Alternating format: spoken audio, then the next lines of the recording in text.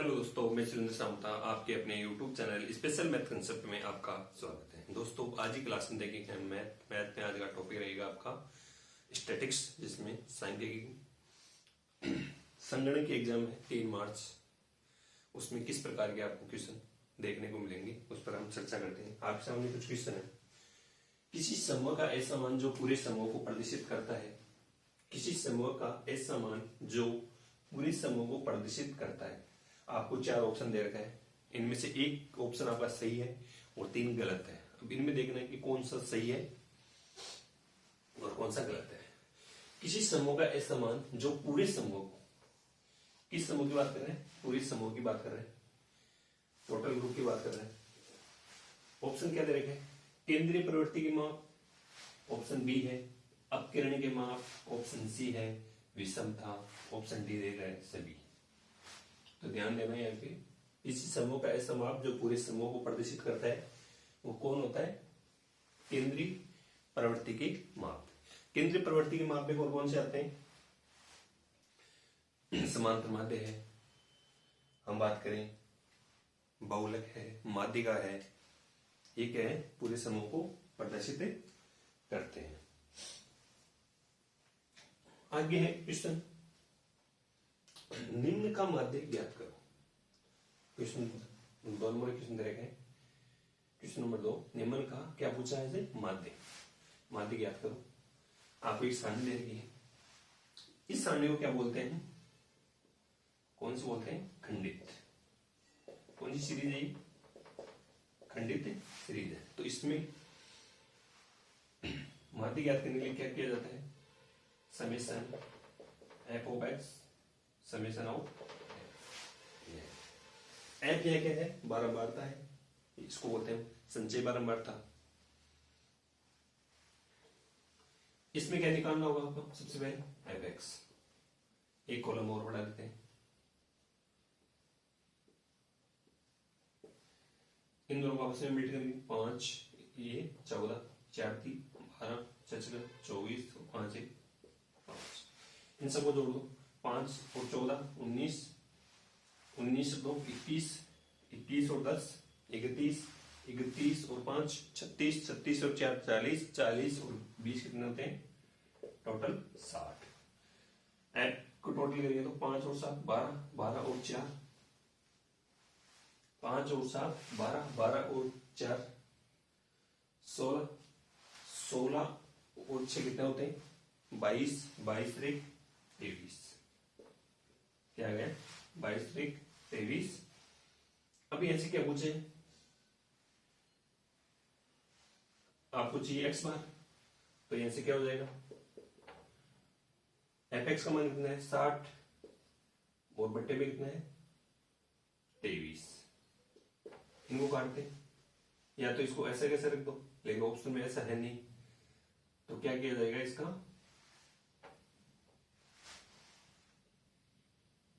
23 दूनी 46। कितने शेष बच गए? 14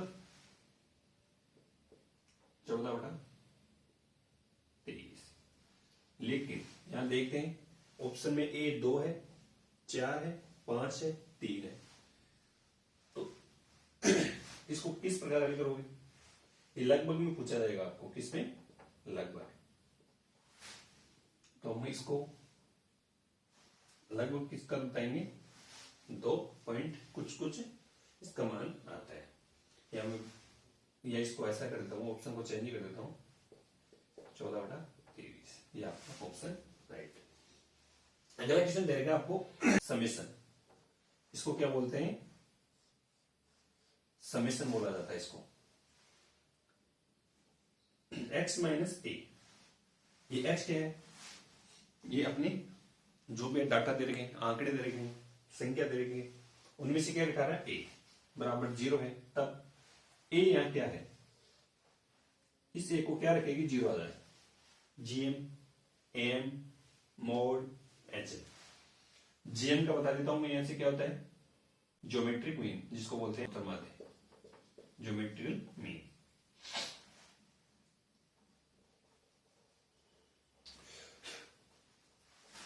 ए है, ए का मतलब क्या है?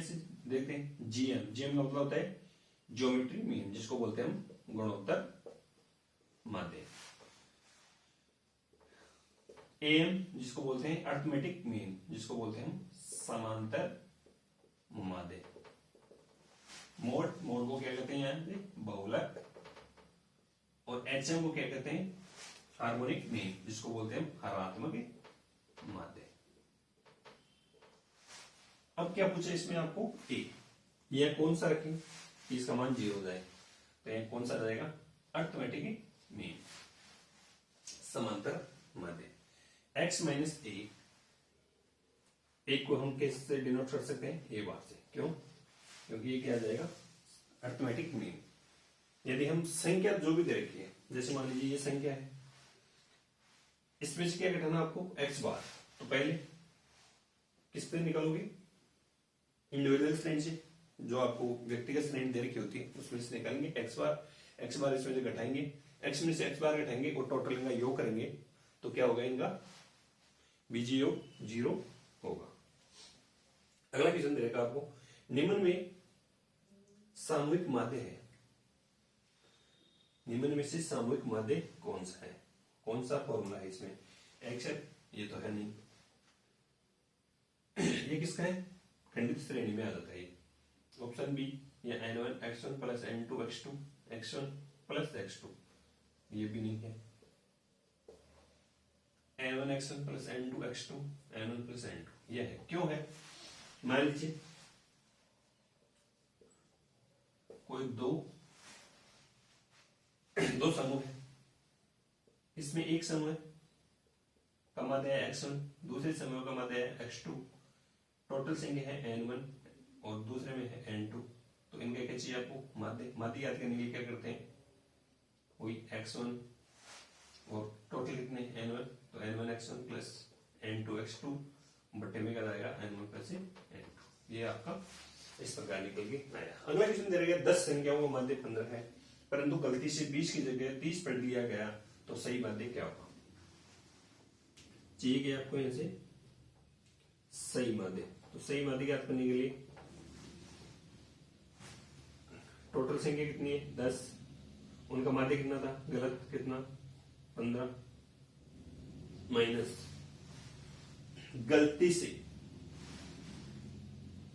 गलती कितनी की थी, गलती से 20 की जगह 30 पढ़ लिया, 30 और सही कितना था 20 और बट्टे में क्या था यहां से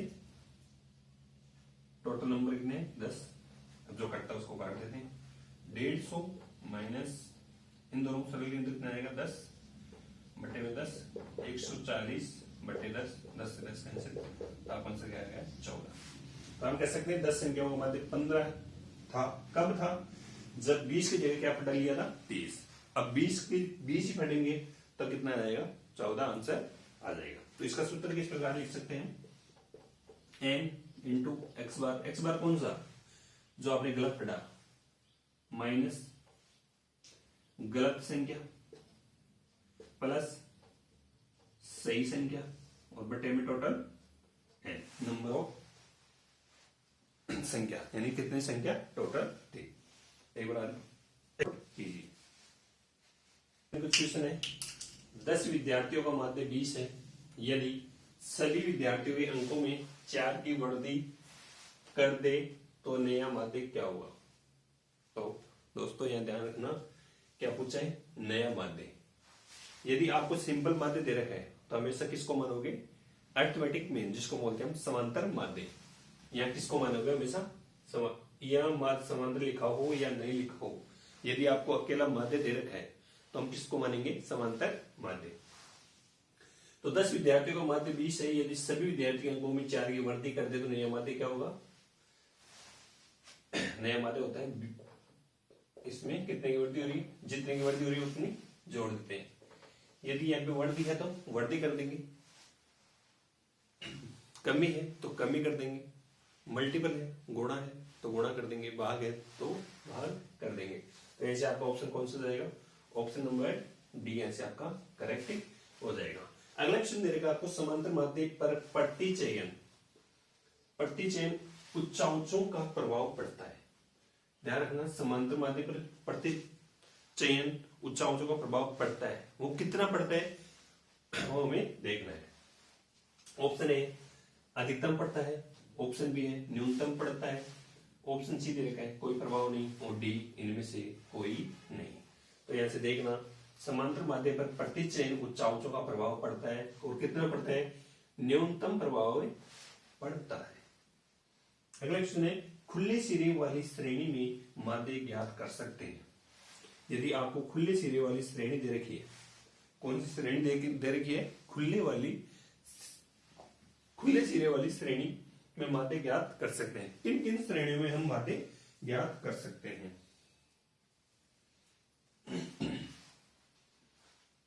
तो यहां से देखकर ऑप्शन 4 दे रखे हैं, एक इनमें से एक सही है और 3 गलत है। अब कौन सा सही है?